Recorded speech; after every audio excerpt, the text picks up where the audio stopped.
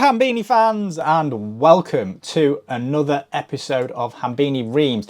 If you are new here, you are just in time for a reaming that's been aging like supermarket wine, bitter, cheap, and about to be poured all over Mapdec Cycles. Right, let's get the introductions out of the way. Mapdec Cycles is a bike shop in Kendal, Cumbria. Kind of started off as your average local wrenching hole. Now they market themselves as some kind of elite bicycle service provider, advanced tools, high-end servicing, bottom brackets measured by microns. And just in case you fancy throwing some money into a hole, they've got a community crowdfund project. For the princely sum of 150 English pounds, you can sit in a room and learn how to not use a micrometer from the bloke you're about to watch confidently misdiagnose everything. Now, I've got nothing against people trying to make a living, but if you're charging triple figures to teach mechanical work and your micrometer skills are straight out of a cereal box, we're going to kind of like have some words. And while I'm on that topic, if you're just watching the screen right now about numeracy, we can see that this is how they intend to, use your money for their business crowdfunding project. Right, so we've got 10% over here for local recruitment, 20% for demo and hire, 50% for fit out, and 25% for community space. So if you add all that up together, you get 105%. So where's that 5% going? Someone's bank account. Right, anyway. Right, let's rewind about a year. So Mapdec released a video mocking Andrew Bennard, who runs the YouTube channel Cycle Speed Tours. Now, it involves this Continental tyre blowing off a rim, and their explanation was creative. Mapdec basically implied that Cycle Speed, or Andrew, was an incompetent fool despite being a mechanical graduate from, I think it's King's College. Correct me if I'm wrong. So let's play this. Yes, that was the blowout. I mean, it kind of turns out Mapdec was wrong. The internet noticed. The comments section looked like a war zone. So naturally, instead of admitting it, they went for the time-honoured approach of doubling down, sweating it out, and quietly deleting the evidence. Now, fast forward to last month, and we were gifted another video, a Colnago build, no less, the V5 RS. So it's Tadej Pogacar's bike, and he's obviously not on any gear at all. And anyway, here it comes. Paul confidently declaring that the carbon fibre in the Seabrake crankset that he's holding is a sticker. Yes, a sticker. Apparently carbon layups are now available on Etsy. Caveat. I mean, they're nice, but I was probably a little bit disappointed. What I thought was a carbon chainring is actually just a carbon sticker. Sorry. Right, anyway, there is so much material to kind of like choose from. Today, we're going to keep it lean. Just one video, one glorious example of how to get everything wrong and still say it with your chest puffed out. It's already got 97,000 views. What could possibly go wrong?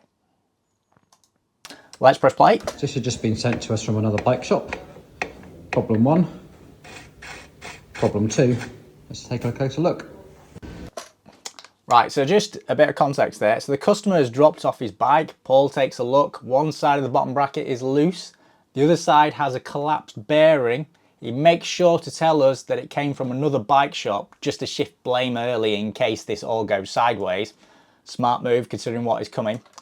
Bottom bracket removed. This is what we've got. Actually a thread together bottom bracket, and you can now see all this corrosion. So next part of the problem solving is, has this become undersized or has this become undersized? Let's get them. So here comes the fun bit. He points to what he calls corrosion. Now, to my eyes, it looks like fretting, but we'll not let some, crap metallurgy ruin a good diagnosis. Carbon bottom bracket shells don't become undersized. As everyone knows, female holes exposed to large amounts of friction only get slacker with age. Right, so at this point, Paul whips out the micrometer and measures one side of the shell. Drive side, we've got 41.96, that's okay. So he's done it and it reads 41.96. That's actually a bit on the tight side. Manufacturers like SKF would call that a bit tight, but Paul's making it sound like it's, you know, absolutely acceptable. Now the mic is handed over to his assistant. What have you got this side, Dan? This side is 42.35. Right, so the assistant reads this as 42.35, except anyone with a bit of competence would know that it's actually 42.035. That's an error of over 0.3 of a millimetre. For reference, that's the equivalent of mistaking a syringe for a fire hose. This is the real issue. Paul, the so-called instructor, doesn't check, doesn't blink, doesn't recheck it. He doesn't even stop to wonder how a bearing is supposed to stay put in a hole that loose. Just moves on like nothing happened. Confidence bordering on delusion. We've got a gap to fill. So, easiest fix here is actually to go back to the original 6806 bearings. It should be in this BB30 frame, but now we're slightly oversized. We're going to need to use a retaining compound that's going to fill that 0.3 gap. So Loctite 603, some activator and some curing time should fix this, no problems. Right, he even says it's slightly oversized. I mean, fuck me, that's like throwing a sausage down a hallway. It's even more shocking that Paul hasn't even rechecked it. He just says 0.3 millimeters as if it's like normal. Anyhow, then we get to repair, and I use the word repair in the same way someone might describe putting chewing gum in a cracked dam. Loctite 603 is the tool of choice. Paul thinks the gap is 0.35 millimeters and plans to fill it with retaining compound like it's some kind of structural filler, because the actual gap is only 0.035 millimeters, but for the sake of this takedown, let's pretend the numbers were right. And instructions for that say, best results use activator 7471.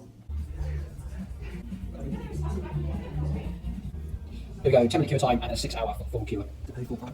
Right, so the press fit for a 42mm bearing should be about 0.02 to 0.04 millimeters of interference. Okay, at 0.35 millimeters of clearance, you don't have a fit. You have a loose collection of parts politely declining to work together.